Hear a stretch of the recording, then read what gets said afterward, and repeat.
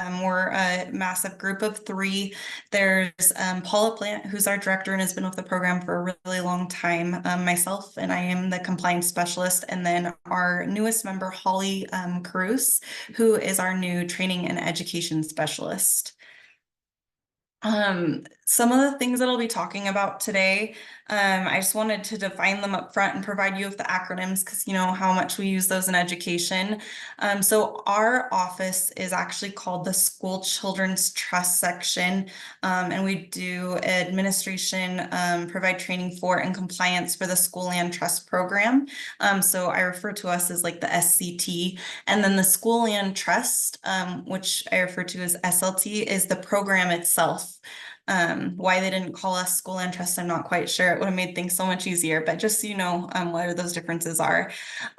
For the purpose of our content, business administrator, I know that's not the only title that's used for the positions that you hold, but just it is sometimes I know you're called like a budget director or whatever your title may be. We just consolidate that and we're just going to use the term business administrator today, so BA. When I'm talking about an LEA reviewer, it's going to be the person who performs an LEA review of plans. And the only differentiating factor, which we'll go over later, is if you are reviewing for a district or a charter. But both of them are classified as the LEA review. Governing board is just a local charter board for a charter school or a group of charter schools. And then we'll also reference the TSSP or the Teacher and Student Success Plan, which our program supports. Really quick, I'm gonna share a brand new video that the trust system came out with this year. This will just kind of do that quick overview of the trust system, and it's only a couple of minutes long, so I'm gonna play that for you. If you could just let me know if you can hear the sound okay when I start it.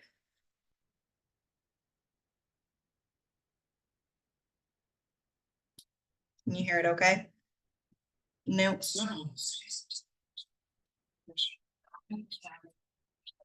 How about now? Can't hear it? Let's see. I'm not quite sure if I have to share the.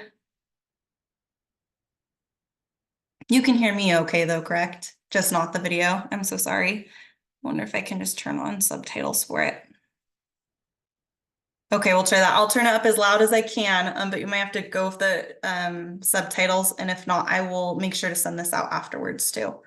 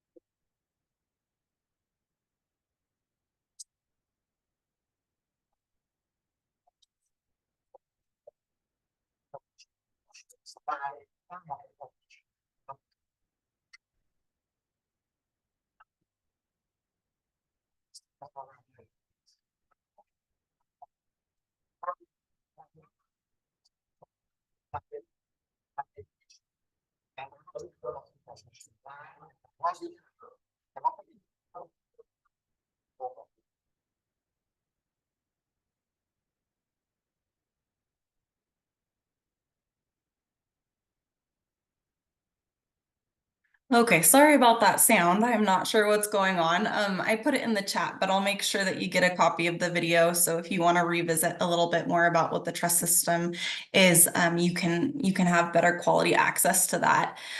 In a nutshell, the land, or excuse me, the funds are not, they don't come from taxes, right? They come from lands that were set aside when Utah joined the union in order to fund education. So that's kind of the basic nutshell of it. The purpose of the school land trust funds are outlined in rule and in law or code, and they're to be used in data-driven, evidence-based ways to improve educational outcomes that are consistent with that teacher and student success plan and the priorities of the LEA's governing board, and as well as a school land trust program expenditures are required to have a direct impact on the instruction of students in the particular school's area of most critical academic need. And those will be really important with the role that you'll have that I will share here in just a second. So there has been a new procedure that's implemented for the 2023-2024 year for our program, and we'll go over the process so you can kind of see how this fits in just a second. But what will be happening is business administrators are going to be replacing who used to be the charter authorizers in the review process for school land trust funding. Where this change came from is there was a working group of charter stakeholders that proposed the change mainly due to the different type of relationships that charter authorizers versus business administrators have with the funding process already, and with knowing the schools and their the students in the schools. So the change became a procedural change for the program starting this school year. It does need to go through the legislature. It's expected that they will ratify it. It's already gone through the Education Interim Committee with no concerns. And so we are proceeding as if it has already gone through that procedurally. So what that looks like is we're going to kind of take a look at how schools receive school land trust funds. And kind of as an aside too, this kind of just piggybacks on the expenditures that you're already entering for schools and UPEPs that get transferred into their plans anyway. So that's kind of where this will fit in. So what a school goes through to receive school land trust funds, if you're not familiar, is either in the spring prior to a school year starting or in the fall of that school year, a council is formed. And charters have the unique ability to either form their board through, form their council through their governing board if they already meet the requirements, or they can be locally elected. And the only requirement is that there's a 2-parent majority. And so from there, they have a couple of requirements, and I've listed those in bullet points. So in October, they will send in a council membership form, letting us know who's on the council, because they're who decides what happens with school land trust plans.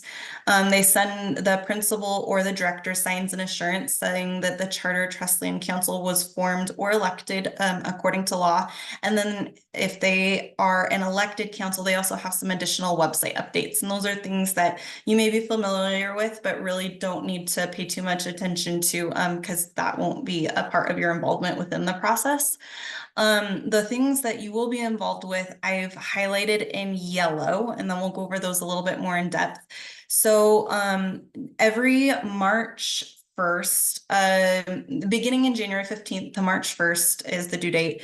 The school has to report on how they spent funds for the previous year. So for this year, that's how they spent funds for their 22-23 year. So of course you had submitted their expenditures for all of their programs and for School Land Trust in October. Those just get transferred over to us in January. So there's a final report they submit during this kind of time frame. Again, just so you know, the background is there's an LEA assurance assuring that every aspect of the program was followed according to law, submitted by the director of a charter. And then a council assurance form is filled out by council members and submitted with plans to the board. In May, they have an upcoming plan due. So that's just what are they going to do with funds for the next year. So for this year, that's the 2024-2025 year. Those, like the final report, are available for entry starting January 15th. And those are due by May 15th to us at the USBE in order to receive funding at the earliest time possible, which is July annually.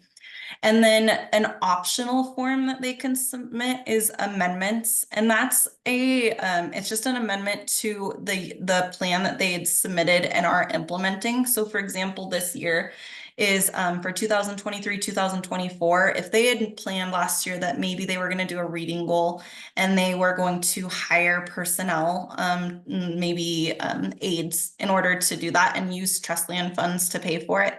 And then they came and found out that they weren't able to hire those people. They can go and amend the plan so that they're still spending their funds and staying under the required carryover amount during that year. So they can say, you know what, maybe we need more Chromebooks to implement that reading goal. So we're going to change it to that. So that's another plan that they have to do. So those are the three plans that you'll kind of be a little bit more involved with. So for the approval process, I'm going to go over kind of the overall process and then where you come in. So the two main categories are the final report and then the upcoming plan or amendments. The final report has its own review process and it's a really quick one. So the UPEF's information for School Land Trust, which is the 5420 program, it transfers into our reporting website on January 15th after they've cleaned up the data. And then a director of a charter school will go and log into our reporting website and they'll answer questions about last year's spending, provide some data on the students' academic achievement and how and if they met their goals. And then they also do a report, whether written or verbally, to the governing board on the plan implementation. Once it's in our website, it requires one more final check. And I'll kind of go over the purview of that check in a few more slides, but it needs like a final review, and that's where you're going to come in. So you'll be what's called a charter admin, which is the LEA level review for the final report. And you have the ability to reject the plan or approve the plan, and then it's finalized. The upcoming plan or amendment is a little bit more involved, only because the final report is kind of what happened last year. You can't change that. So the upcoming plan is, what are you going to do with the funds for next year? In this case, the council, they create and approve the plan. The charter board will review the plan, and sometimes they go and present it to the board, the council, or the director in person, or they submit it by paper, or whatever process that they've worked out works locally for them. So the charter board does a review, then the principal or director will enter it into that reporting website.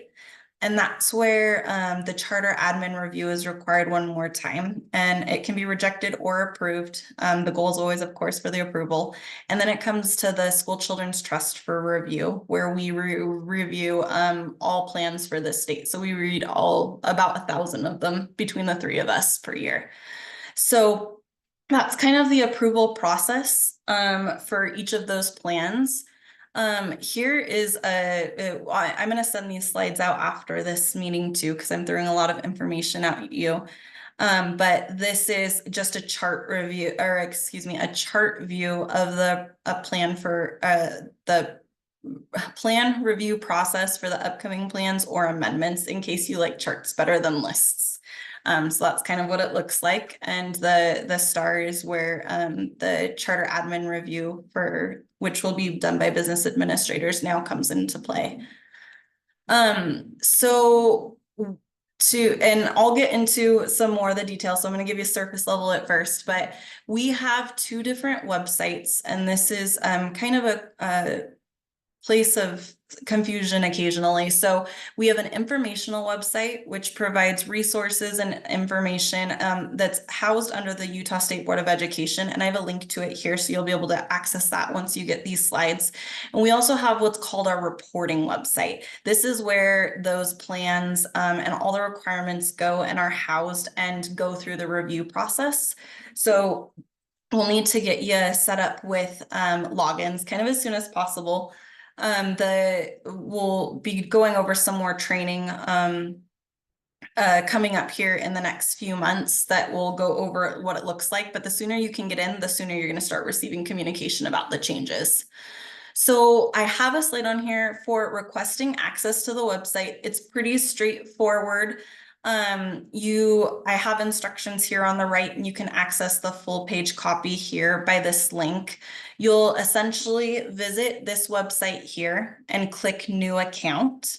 It's going to ask you to select a username, a password, your email, your name, and it says mobile phone. Please put the phone number that you want us calling you at if we need to contact you about something in the review process. So if that's a school phone number or a direct line, that's preferable. So if you don't want us calling your cell phone, please make sure to pay attention to that.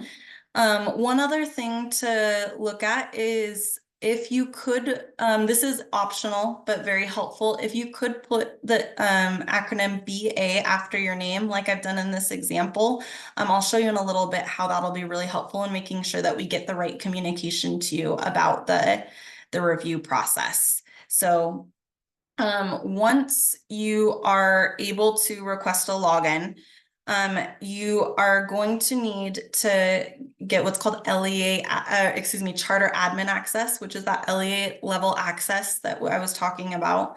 So once you create your account, it's going to send you an email, and you're going to click on the link in the email to verify that that is an email that actually belongs to you. And then you'll let me, Holly, or Paula know that you've requested that access and that you need us to elevate you to charter admin access. It's only going to allow you to have a read only until we elevate it. So once you go in to do what you need to do, you're going to encounter some issues unless you get that elevated access. In addition, if you're over more than one charter LEA, so a group of charters, you'll have to let us know so that we can assign you to multiple charters. It's at first we'll only let you sign up with one LEA at a time, and then on the back end we can give you access to all of the ones that you need. Once you have that access approved and elevated, I'm going to walk you through kind of what the pages are going to look like. When you first log in, you're going to be at the all LEAs dashboard. So this is all the charters that you're associated with or will be a part of the review process for. So I'm in here as a charter admin test user. And so this is an example of what it'll look like for you. So I here would be over 2 different LEAs. Once you get to this page and you want to get to a specific LEA to review, you would click on them and it'll take you to a page that looks like this. There's lots of information on these pages depending on the level of the website that you're at. So because I'm at the LEA level here, it's gonna give me the different views that I can access. It's gonna give me my contacts for the LEA. you're going to be listed as a contact here under as a charter admin. So this is the first place that our team will go to find out who to contact. So this is where if you can put BA in there, it doesn't tell us who is who. All it says is you're all the same LEA level. So if you have directors that are in there, we're not going to be able to differentiate between who's the business administrator reviewer or a director that is trying to submit other forms. So that's, if you can put BA in your name when you submit, that's where that will be really, really helpful to make sure you're getting the right communication. In addition, it allows you to set submission deadlines on here for the plans that you're going to be reviewing. For the final report, and again, I'll send these slides out so you don't have to remember everything. The final report is due to us at the state March 1st. So my suggestion would be setting a deadline for February 1st for schools to get the plans to you. That way you have a month in case there's any issues where they need to go back and edit anything. And then the same thing with the upcoming school plan. It's due to us May 15th. Every year. So if you, it's worked really well in the past to have charter schools submit to you by April 1st. So you have about a month and a half in case anything has any issues. And then the last section on here will be the council members for the year. And this is for every single school in the within the LEA. So if it was like APA, and you have 6 different schools that are within APA, it'll have all the council members and their contact information for there, and you won't have to use that much, but just so you're aware that it's there. In addition to this, the 2 links that you'll use the most are schools dashboard and schools expenditures and funding. The schools expenditures and funding is just a overall view of the distribution, carryovers, and spending for the past couple of years. So that's just a nice large chart for you to view that. And then the schools dashboard is where you'll spend your most time, and that's where you can actually go in and look at the plans to review. One other thing I'd like to point out on here is there's 2 menus, one at the top, one on the right. They're pretty much identical, and they just allow you to move between the pages or the levels that you want to see. We're going to be getting rid of the one on the right. So if you want to just start using the one at the top, that's the one that's going to exist after a couple of more months. And then the only other thing on here is is a button that's called Approve Access. This is a live button. So if anyone, whether it be a school community council member, a principal, a director, or anyone else involved with the School Land Trust program, asks for a login, this will allow you to approve it. This function is kind of only done by our team right now just to keep it secure, although it'll let you do it. So if you could just please avoid that one, that would be good. If for some reason you go in there and you accidentally approve something or click a button, just reach out to us and we're happy to help. But just so you know it's there. So from here, if I was going to go in and review a LEA, I would click schools dashboard, and what it brings up, and I used APA for this example because they have more schools, but it brings you up a summary view of all of the schools that are a part of that LEA. So all the APA schools are here. It gives you the different requirements that they have to submit and their status. And then above here, it provides some reminders to what each of these are and when they're available. And you don't have to worry about all of these because again, you're only a part of a couple of these. So I have that consolidated on this next, in these next slides. If you go, before we come back to talking about these, if you want to go one screen further, which is the farthest you can go, you can click on any of these schools and it actually brings you to the view that principal sees for the school.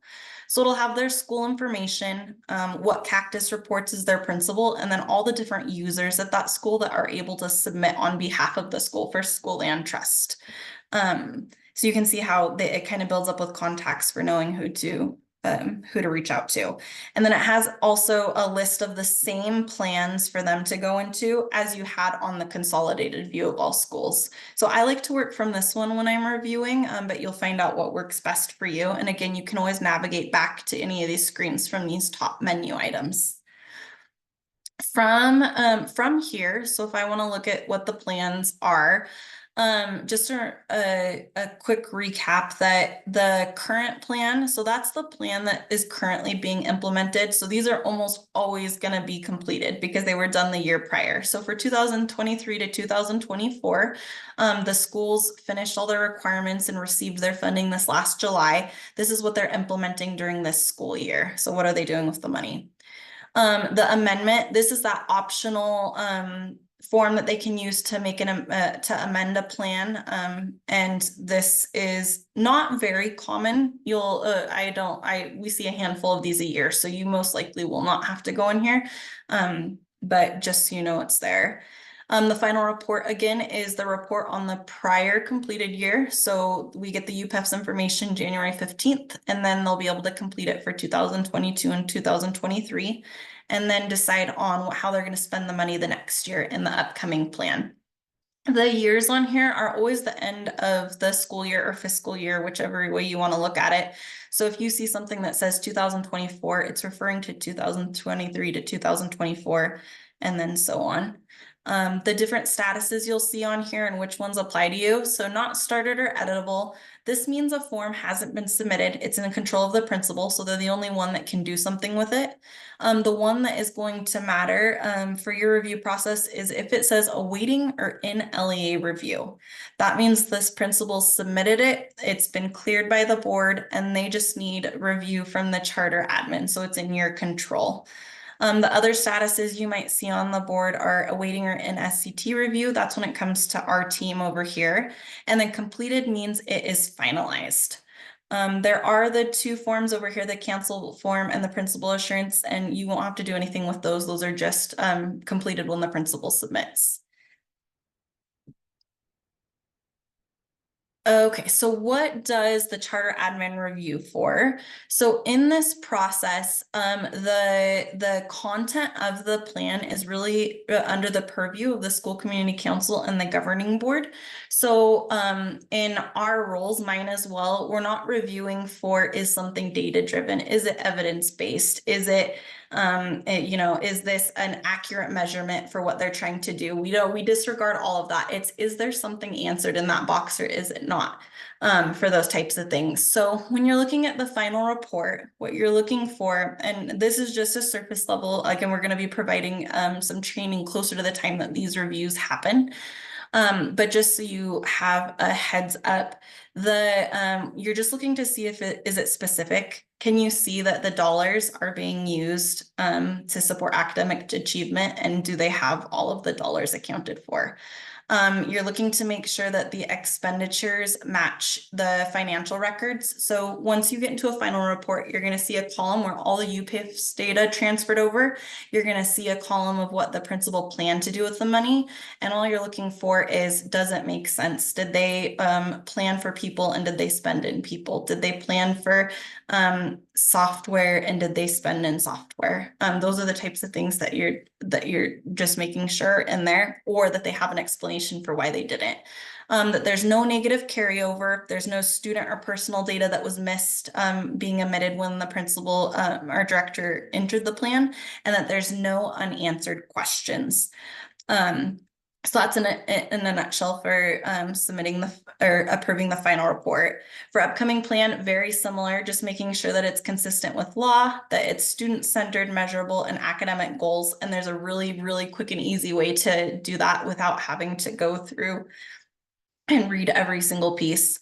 That it's specific again, that there is a measurement present, that there's no more than $2 per student budgeted for student incentives, and that there is a plan for any carryover greater than 10%. So that's the things that you're looking for in the review.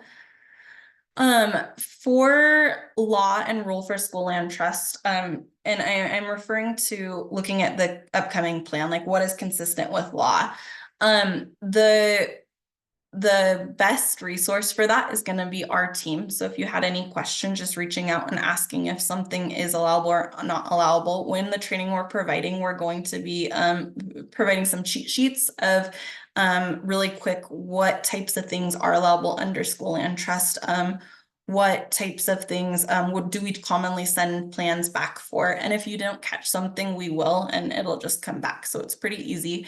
If there's one, I have a link here for all of the different law and rule for our program. There's a lot of it. So unless you want like a nighttime sleep aid, I wouldn't suggest going and reading it. I just wanted to make you aware that it is available. If there's anything that you really wanted to just be familiar with, it's only R277477.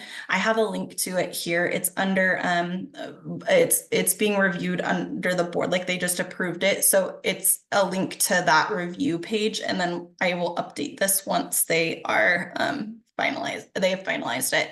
But this one goes over distribution of funds, appropriate use of funds, which is a really short list of unallowable expenses that you just need to make sure aren't in there.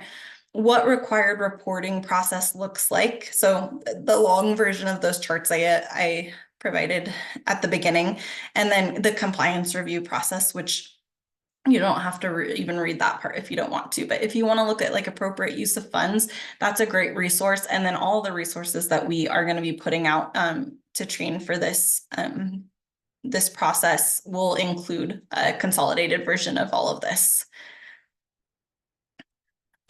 So some upcoming training and resources we have. So the sooner the better that you can get your login set up in Schoolland Trust means that we'll have your contact information so that we can send you information about what training's taking place and what resources we're going to be sending out.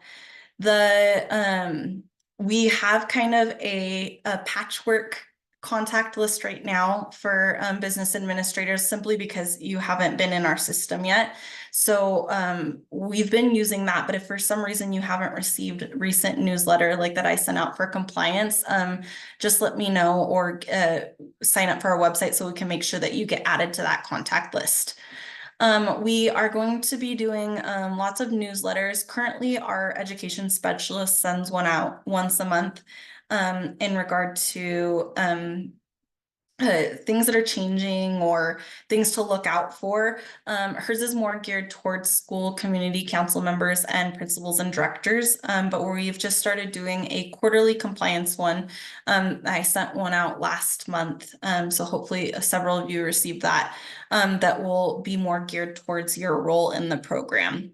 And then I will also be back for a short snip in a BA meeting, I think in February. So happy to just answer any questions then too. But prior to that, Holly Cruz will be putting out a live training that you can come to get into the details for the plan review process. And you'll find out it's pretty quick and simple once you get into it. What we'll be covering in those are the final report and upcoming plan reviews to include specifics about those allowable versus unallowable expenses, what it means to be specific, and common reasons that we would reject a plan. And I'll spoil it now. The common reason that we reject a plan is because it's not specific. We just can't see where the dollars are going or where they're planning to put them. And once they address that, it's good to go. And so those will be the hot topics, and we'll make sure to record those for those of you who can't attend, and also send out links in the newsletters, as well as sending email reminders about when those things are taking place. As I've got another slide in here, just a reminder of all the ways you can contact us if you want to get a hold of our team for questions. The best way is our group email, schoollandtrust@schools.utah.gov. That hits all of our email boxes at once so that the first person available can respond to you, which is especially nice around the holidays. And then there's only 3 of us, so it's when one person's gone, it's a third of our team that's missing, right? But if you want to reach out to us directly too, there's our contact information. And then I'm happy to answer any quick questions that you have right now, yeah, so happy to take any questions. And then thanks for being here and learning about some of the changes for our program.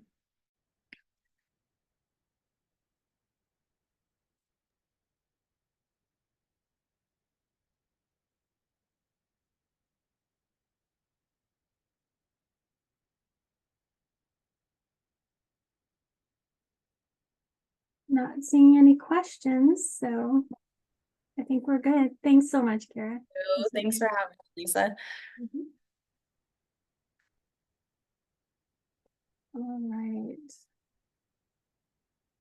So I had promised you that our new executive director was going to be on. He wants to jump on at 1:45, but we may be done by then.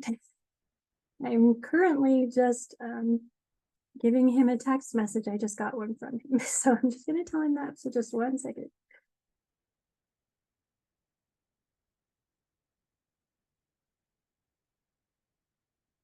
Okay. So thank you for your patience there. Okay. So one thing I did want to share with you is just I stole a slide from the director's meeting that I would like to share with you because it has some upcoming some dates that you need to be aware of that things are due by. So I'm just going to share my screen really quick. And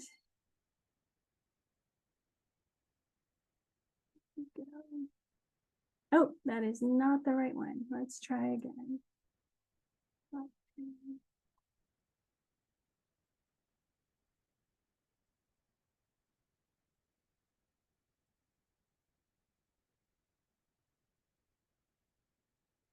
Okay. All right. I guess it was the right one. Okay. So the first date we need to be aware of is today, actually, which is November 30th. Your audit reports are due to school finance. And I hope you've already gotten those out to them. But if not, please make sure you get it done by the end of the day. Also, remember that you do need to file your audit reports with the state auditor as well. That's not due for a little bit, but just be mindful. You may want to just do that today too, but just be mindful that is coming up and you want to make sure that you do that. For those of you who want to have the indirect cost rate for the fiscal year 25, the indirect cost rate proposal module in UPEFs needs to be completed by December 15th, and an organizational chart for that covers fiscal year 23 needs to be sent to school finance as well if you're going to have an indirect cost rate for fiscal year 25. If you don't want to have an indirect cost rate for fiscal year 25, you actually need to let school finance know that as well. So either way, whether you decide to have one or not, you need to contact school finance either with your org chart or to let them know that you don't intend to have an indirect cost rate. The next one is the federal single audit reports. This is not going to apply to most of you, but some of you it will. If it's required for your LEA, it's due on December 31st. And this is for LEAs that expended $150,000 or more of federal funds during the fiscal year. And like I said, there are just a few of you that are subject to that one.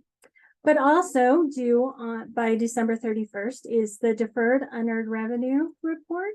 And you should have that filled out completely in the UPEF system, the UPEF system's deferred revenue module, and you'll want to have that done by December 31st, like I said.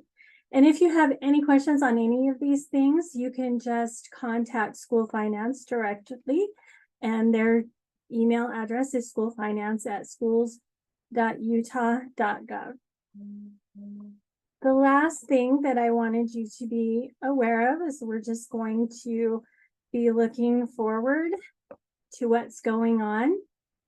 So like Kara said, she's going to be back for a little bit in February, and then you'll hear more from her. But for December and January, we are going to cancel the December meeting because everybody's busy and you have other things we all do that we want to be doing during that time. So we're going to go ahead and cancel that one.